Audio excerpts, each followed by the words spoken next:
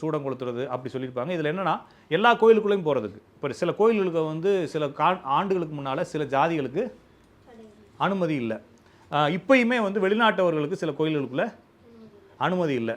அப்போ வள்ளலார் கோயிலுக்கு இதே மாதிரி அனுமதி இல்லாத சிலர் இருக்காங்க. அது வெளியே போர்டே போட்டிருக்கும். கொலை புலை தவிர்த்தவர்கள் உள்ளே புகுதல் வேண்டும். அப்போ வந்து கொலை செய்யாதவங்க மாமிசம் சாப்பிடாதவங்க மட்டும் உள்ளவா, யாராச்சும் நான்வெஜ் சாப்பிட்டுருந்தீங்கன்னா உள்ளே வராதுன்னு போர்டு போட்டிருக்கும். வள்ளலார் அப்படி தான் எழுதி போட்டிருக்காரு. இப்போ நான்வெஜ் சாப்பிட்றவங்க கோயிலுக்குள்ளே வராதேன்னு எழுதிக்கிறார்.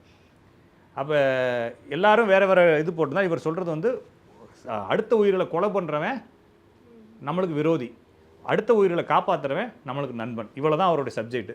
அப்போ அடுத்த உயிர்கள் மீது அன்பு செலுத்தும் பொழுது இப்போ மனிதாபிமானம்னு சொல்கிறாங்க. அப்படின்னா என்னது? மனித நேயம்னு சொல்கிறாங்க. அப்போ ஒரு மனிதனை மனிதனாக மதிப்பது, ஒரு மனிதனுக்கு சமமான உரிமை கொடுப்பது இதுதானே. ஆனால் வள்ளலார் என்ன சொல்கிறார்? ஆன்ம நேயம்னு சொல்கிறார்.